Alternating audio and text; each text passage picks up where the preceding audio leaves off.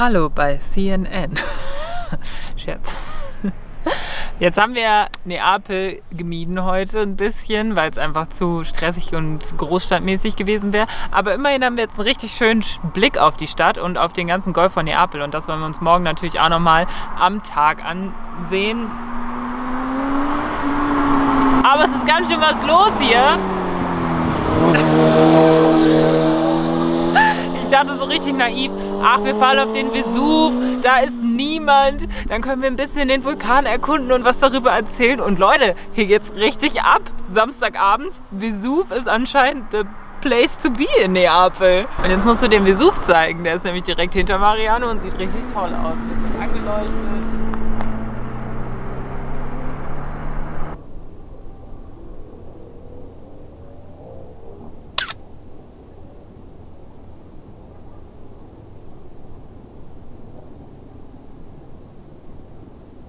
Guten Morgen zusammen, wir sind weiterhin auf dem Vesuv und hinter mir seht ihr den Krater und da werden wir jetzt ein bisschen näher rücken. Was man hier auf jeden Fall überall findet, ist Lavagestein. Das heißt, es ist ziemlich krass sich vorzustellen, dass vor tausenden von Jahren ja, das alles glühend heiße Lava war, die jetzt halt abgekühlt ist und jetzt zu sehr nährbarem Stein geworden ist, der super fruchtbar ist. Also es ist super gesund für die Erde tatsächlich, wenn so ein Vulkan ausbricht und hier wächst dann super viel und das sieht man ja auch um uns herum, dass der Wald sich ziemlich schnell, sage ich mal, erholt hat. Okay, ist jetzt auch schon ziemlich lange her, aber ist ein ganz cooles Material. Ist halt relativ leicht für ein Gestein und ist halt krass, wenn man sich vorstellt, dass das halt einfach mal Lava war. Kleiner Funfact, den ich noch weiß, ist, dass Magma innerhalb eines Vulkans ist und sobald es ausbricht und auf der Erde ist, nennt man es Lava, aber es ist theoretisch das gleiche flüssige, heiße Gestein.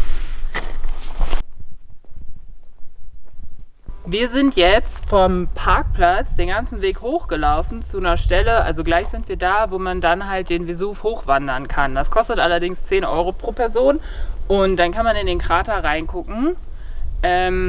Ist ein aktiver Vulkan, aber bei diesem Vulkan sieht man jetzt nicht wirklich Lava oder sowas, sondern es ist so ein bisschen wie eine Kiesgrube. Ich war hier halt schon mal, deswegen haben wir uns dagegen entschieden, weil es sieht ein bisschen beeindruckender aus, wenn man von hier da hoch guckt, als wenn man dann wirklich da oben steht. Ich meine, für alle, die das mal machen wollen, ist es halt auch cool, aber wir haben uns heute einfach dagegen entschieden, weil wir generell einfach diese Landschaft hier ein bisschen angucken wollten und die weiten Ausblicke und halt den Krater von unten bewundern wollten. Und beim Hochlaufen haben wir gemerkt, dass man auch dort drüben wandern kann. Also man müsste zwar auch ziemlich weit hochlaufen von ganz unten, aber dann kann man auf diesen Bergkamm entlang wandern. Und das wäre halt eine coole Alternative gewesen, weil wir ja eh nicht zu dem Krater wollten. Wir sind jetzt gerade auf dem Rückweg zum Van und es ist zum einen super voll geworden, also richtig krass, wie gefüllt die Straßen jetzt sind, und zum anderen hat es sich jetzt krass zugezogen. So ist das ja oft in Bergen, dass die Wolken hängen bleiben und ja, deswegen sieht es jetzt so neblig aus und der blaue Himmel ist weg. Ich wollte noch 2 Facts zum Vesuv sagen, und zwar ist der tatsächlich das letzte Mal erst 1944 ausgebrochen. Ich glaube da aber nicht besonders heftig, sondern nur durch so Nebel und Gaswolken. Man rechnet damit, dass er das nächste Mal so richtig mit viel Lava und halt großen Explosionen 2079 ausbricht, weil der so alle 2000 Jahre richtig ausbrechen soll, haben Forschungen ergeben. Und wie viele von euch vielleicht wissen, ist halt der bekannteste Ort, der beim letzten Ausbruch ja quasi gelöscht wurde, einfach untergegangen ist.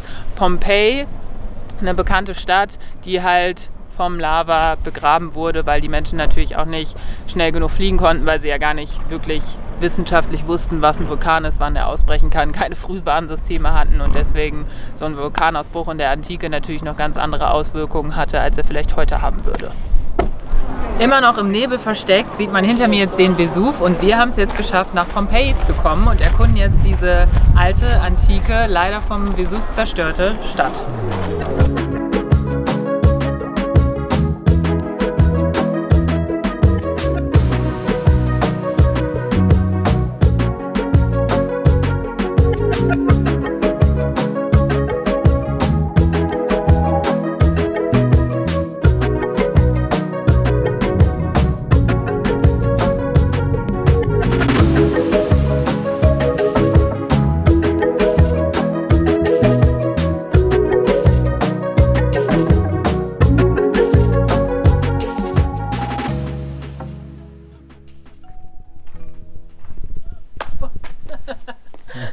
versteckt. Ja, ich wollte dich erschrecken. Ja, Hey, hier kann man auch voll gut Verstecken spielen. Oh, ja. Und ich glaube aber, das ist so ein Beispiel für so eine Tapas-Bar oder so eine Küche halt. Ja. Also da gibt es voll oft so Bars und dann so Löcher und ich glaube, da haben die so Lebensmittel reingemacht und dann konnte man hier so hingehen und was bestellen und dann gab's das. Geil. Ja, mega cool einfach. Und halt echt groß einfach. Ich find's voll krass. Ah, riesig. Mhm. Und halt auch wie viel so erkannt wurde, ne? An fast jedem Haus ist irgendwie eine Beschriftung. Also hier sieht man zum Beispiel 31 und dann kann man halt auf der Karte nachgucken, was das ist und was das war.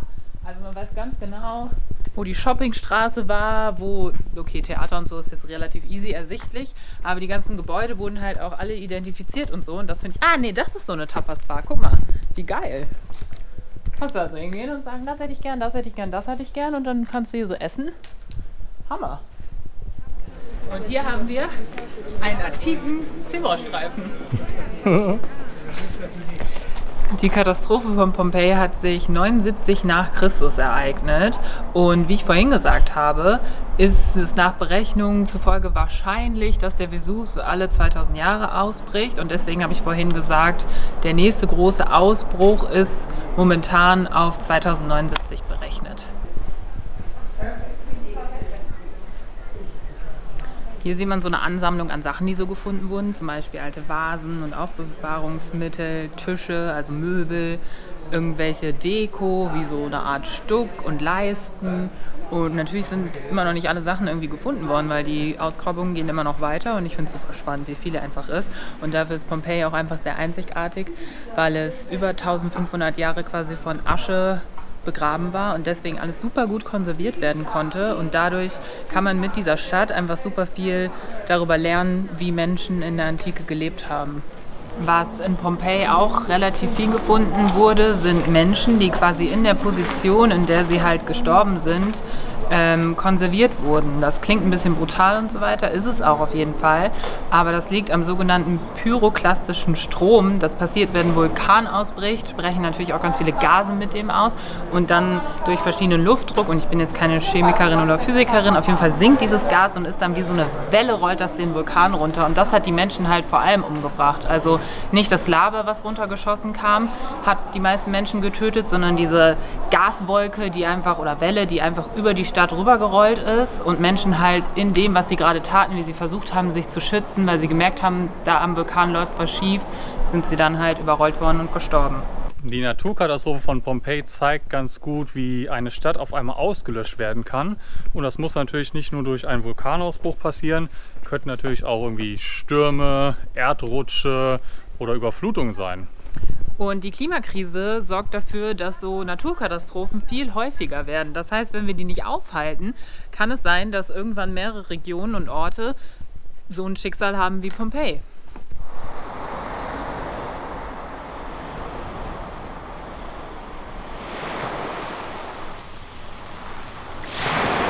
Buongiorno, es ist der nächste Tag. Wir sind raus aus Pompeji und wieder an der Küste, was richtig, richtig schön ist. Und es sieht hier ein bisschen aus, wenn man sich so die Palmen und so wegdenkt, wie Norwegen, weil also es könnte jetzt auch so ein Fjord sein, und dann sind da so die Berge direkt aus dem Wasser kommen und so.